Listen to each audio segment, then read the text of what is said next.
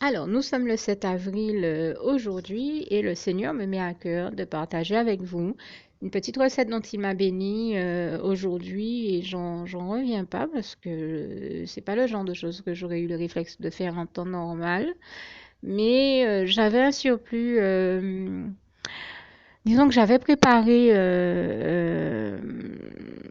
une recette et j'avais un surplus d'ingrédients. Plutôt que de m'en débarrasser, je me suis dit, tiens, je vais m'amuser à, sous l'inspiration du Saint-Esprit, à essayer d'en faire quelque chose. Et voilà comment est né, comment le Saint-Esprit m'a inspiré de créer le flan au pain d'épices. Et je rends grâce et gloire à Dieu, à Jésus, à son Saint-Esprit, toute la gloire lui en revient. Donc c'est très simple, j'avais un reste de pain d'épices, un reste de d'autres ingrédients. Je me suis dit, mais je vais quand même pas jeter ça. Et voilà, le Seigneur m'a inspiré de créer cette recette qui a... Alors comme je mange vraiment pas de flan, ça a beaucoup plu à quelqu'un à la maison à qui j'ai dit, écoute, je mange pas de flan, donc je te le laisse, mais au moins j'essaie pour voir s'il est bon. Et la personne m'a dit c'était super bon, ça avait un goût caramélisé. Et comment j'ai vu surtout que c'était bon, c'est que je lui ai carrément donné le plat dans lequel j'ai fait ce flan. Et elle a mais ratiboisé le plat. Elle a tout mangé. Mais c'était impressionnant. J'en étais très contente parce que j'aurais jamais imaginé que je l'aurais vu tout manger comme ça. Et pourtant, je lui avais précisé que j'avais pas pu y rajouter du sucre pour une raison bien précise. Et en fait, même comme ça, je lui ai dit, bon, ce que je te propose de faire, c'est de prendre une petite cuillère et de saupoudrer de sucre. Comme ça, même s'il n'y en a pas dedans, tu vas retrouver l'équilibre. Et bien, même comme ça, je vous assure que elle a dégusté le plat, mais sans en laisser une miette. Donc, je crois que c'est la preuve que c'est bon, et en tout cas pour ceux qui aiment ça. Donc, je me suis dit, ben, si ça plaît autant à ceux qui aiment les flancs, ben, je prends le temps quand même de partager ça avec vous, pour tous ceux que ça peut bénir, hein, puisque j'ai toujours ce désir d'arriver en bénédiction dans vos vies de la part de l'Éternel, notre merveilleux Dieu d'amour, de notre merveilleux Seigneur et Sauveur Jésus-Christ et aussi de son Saint-Esprit qui m'inspire toutes les bonnes recettes que je crée et je l'en remercie et l'en glorifie ici. Vraiment, toute la gloire en revient à Dieu, à Jésus, à son Saint-Esprit. Donc, je viens ici partager avec vous la recette du flan au pain d'épices, sachant bien entendu que moi, j'ai fait ce flan avec ce qui me restait sous la main. Donc, je vais vous donner ici des proportions qui ne sont pas nécessairement celles que j'ai utilisées, mais celles que j'imagine être les bonnes, puisque moi, je l'ai vraiment fait avec ce qui me restait sous la main. Vous avez vu, j'avais même plus de sucre. Et pourtant, on a juste saupoudré à la fin de sucre et ça a été suffisant pour faire l'équilibre. D'autant que le pain d'épices lui-même est déjà un petit peu sucré. Donc, vous allez sucrer en fonction de ce que vous voulez. Mais je dirais que pour 2 œufs, vous mettez un demi-litre de lait. Euh, et bien sûr, si c'est pas suffisant, vous pouvez mettre un troisième œuf pour être bien sûr que le flan va bien prendre. Mais bon, moi j'en ai mis deux. En fait, on va dire que j'ai fait carrément avec une grosse une plus grosse quantité de lait. Je préparais autre chose, donc j'ai fait 4 œufs pour un pot de Gloria et j'ai divisé ma préparation en deux. Voilà, donc j'ai pris du lait entier Gloria et j'ai divisé ma préparation en deux. Mais soyons clairs, je précise ici la marque, même si je n'ai pas d'action. Et pour m'amuser, je dirais que j'ai certainement rajouté du lait Candia ou Viva pour la version du flan, pour donner un petit peu plus de volume, mais qu'il a très bien pris et qu'il a enflé. Et bon, je précise d'autres marques parce que je n'ai aucune action dans aucune marque, mais j'ai vraiment utilisé le lait Gloria et je donnerai une petite astuce du Saint-Esprit ici. C'est vraiment ce que je vous inviterai à utiliser chaque fois que vous avez des quiches ou des flans ou des préparations de ce type-là à faire parce que d'expérience, et la mienne et celle d'une très bonne cuisinière que je connaissais, c'est le lait qui nous permet d'obtenir les meilleurs quiches et flans que possible. Donc n'hésitez pas à utiliser ce lait Gloria. Et donc, j'ai mélangé. Donc, je vous ai donné le dosage. Moi, pour un pot de lait Gloria, j'ai mis 4 œufs et j'ai divisé ma préparation en deux, de manière à avoir une quiche et pour l'entrée à manger avec des légumes et le flan en dessert. Et je mets les deux au four, ce qui permet que pour le même temps de cuisson, eh ben, on ait déjà l'entrée et le dessert de près, voire une quiche peut s'utiliser en entrée avec une bonne salade ou en plat de résistance en fonction de ce avec quoi on l'accompagne aussi. Et le dessert qui était le flan, bien sûr. Alors, moi, j'ai fait cette proportion-là. Maintenant, si vous avez envie de faire autrement, je crois que de manière générale, c'est 2 œufs pour un demi-litre de lait pour faire la migaine, c'est-à-dire l'appareil du flan ou de la quiche. Maintenant, après, une fois qu'on a battu les œufs dans le lait, là, on y rajoute un peu ce qu'on veut, selon les goûts qu'on a, en fonction de son appréciation. Alors, moi, je vais vous dire ce que j'ai rajouté, mais vous pouvez moduler, mettre plus ou moins de sucre, d'autres épices, d'autres aromates, d'autres éléments en fonction de ce qui convient au mieux, de ce qui vous convient au mieux et des saveurs que vous recherchez et des saveurs donc voulues et souhaitées. Donc, à ce mélange lait et œuf, à cette migaine, j'ai rajouté une petite cuillère d'extrait d'amande amère, une cuillère, alors je parle jamais d'alcool, hein, c'est vraiment à consommer avec modération. Mais là, vous comprendrez que de toute manière, après cuisson, l'alcool s'est évaporé. Et surtout, vu le peu de quantité que je mets, c'est juste pour parfumer, comme on en met toujours dans les gâteaux pour parfumer. Donc, vous pouvez choisir de mettre un bouchon de la liqueur ou du punch que vous souhaitez. Moi, j'ai utilisé un punch coco pour donner quelques petites saveurs de coco. Mais il y a tellement d'autres parfums que vous pouvez utiliser. Pina colada, citron, planteur, passion. Vous avez aussi des fois des liqueurs qui sont intéressantes pour ceux qui aiment ça. La liqueur de rose, de litchi, de pêche. Franchement, vous en avez plein. Je ne vais pas m'étendre là-dessus. Vous pouvez rajouter donc une petite cuillère à un bouchon de la liqueur ou du punch que vous voulez pour enlever ce qui peut être désagréable dans les saveurs de l'œuf et aromatiser votre flan. Alors pour le sucre, je pense qu'il faut minimum 2 cuillères à soupe de sucre, jusqu'à 4 ou plus selon vos goûts.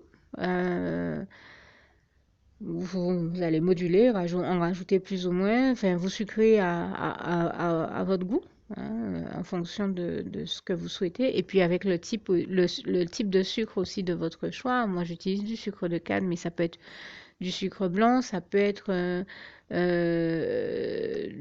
du sucre de substitution, enfin tous les sucres dont on parle maintenant, la stevia, le sirop d'agave, vous sucrez avec ce qui vous convient le mieux.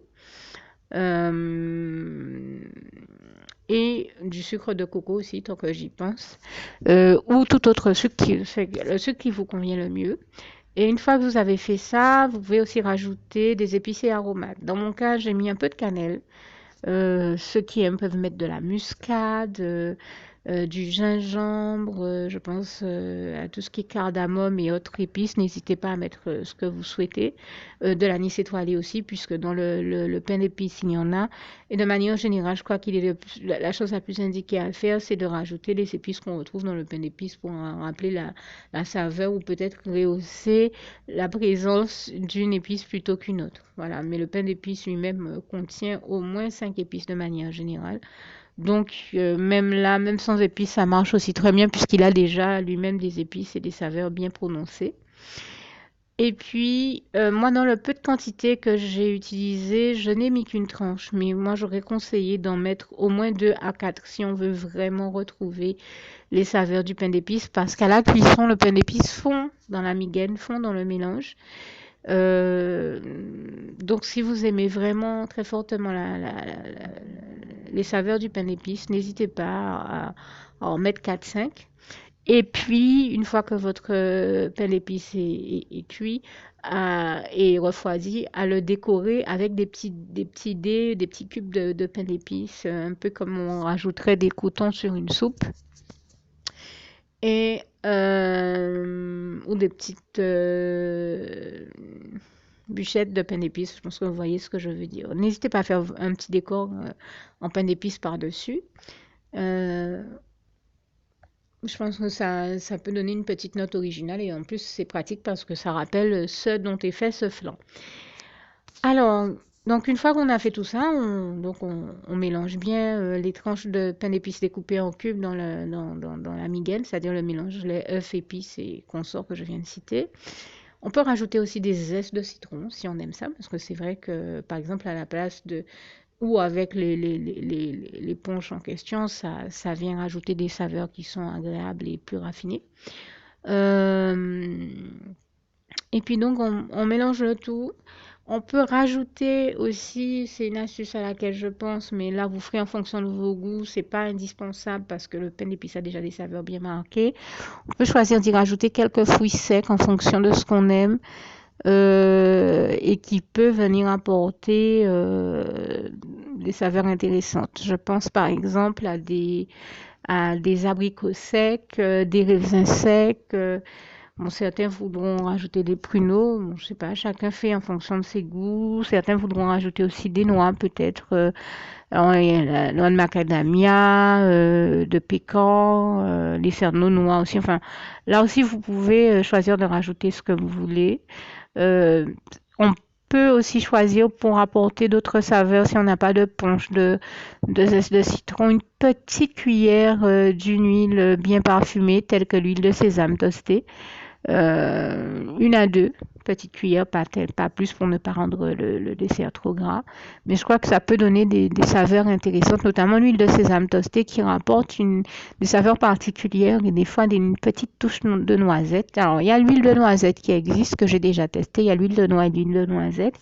Mais ça n'apportera jamais des saveurs de noisette aussi fortes, aussi paradoxal que ça puisse paraître, en tout cas moi c'est ce que je trouve au palais, que l'huile de sésame n'en ramène. Donc c'est pour ça que je parle de cette huile qui me paraît très intéressante à utiliser et que j'ai testé encore dans des recettes cette semaine sous l'inspiration du Saint-Esprit. Ça fonctionne très bien et je remercie ici tout particulièrement le Seigneur Jésus qui est celui qui m'a fait découvrir cette excellente huile qui est très bonne aussi à déguster avec certains légumes. J'ai envie de dire, quand on la rajoute juste une petite cuillère, pas plus, je ne parle pas de faire nager les légumes dans le gras, non, je suis quelqu'un qui cuisine en chassant le gras, mais j'ai remarqué que rajouter juste une petite cuillère de cette huile dans une bonne assiette de légumes ou dans un bon bol de légumes, ça rajoute une saveur qui vous rendrait délicieux, j'ai envie de dire presque n'importe quel légume que vous n'aimez pas. En tout cas, moi, j'ai testé avec les haricots verts, blancs, ça fonctionne très bien.